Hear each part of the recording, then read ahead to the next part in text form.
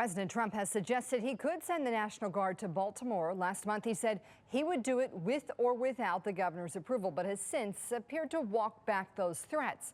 We have team coverage following the potential use of troops in the city. Fox 45's Mackenzie Frost is looking at Governor Moore's plan to use state resources instead of National Guard troops to help BPD fight crime. But first, we turn to Vincent Hill, who's following the reignited discussion over the National Guard in Baltimore following two violent weekend crimes at the Inner Harbor. Vincent. Well, Maxine and Mary, a shooting and a robbery has some residents now saying they would welcome the help of the National Guard.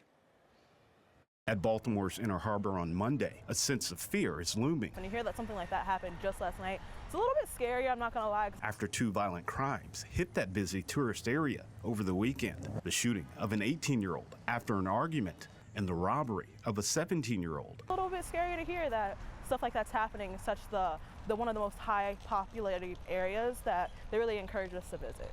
As the mayor and governor have said crime in Baltimore is down and have refused the idea of the National Guard. Just feels like a little bit like they're trying to stage it to look better than it is for right now. Some residents are not on board with that idea. I think the National Guard would be very much called for because it prevents more danger. Woman is always right. But at the same time, I feel that crime would cut down more in Baltimore and make it a safer place. In D.C., where the National Guard has been deployed in some of the district's busiest tourist areas like Union Station and the National Mall, city leaders pointing to a reduction in crime.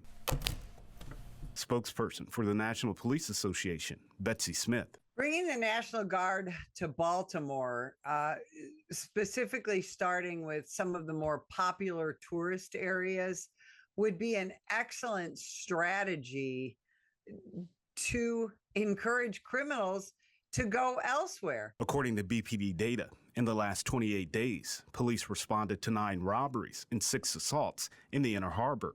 For the year, 37 robberies and 81 cases of assault.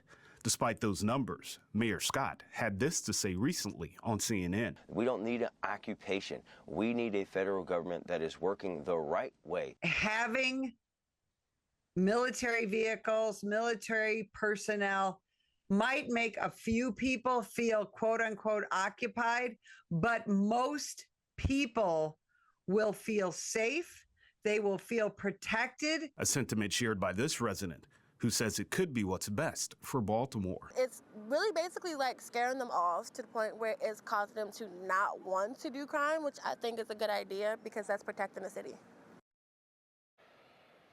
And right now, it appears Baltimore is off the hook when it comes to the National Guard. The Trump administration says they have their eyes set on Memphis. Meanwhile, Mayor Brandon Scott and Commissioner Worley have said if the Guard is deployed, they'll be ready. For now, we're live at the Inner Harbor. Vincent Hill, Fox 45 News. Hi, I'm Maxine Stryker. Thanks for watching. Don't forget to like this video and subscribe to our channel and check out Fox Baltimore on social media to find more stories like this.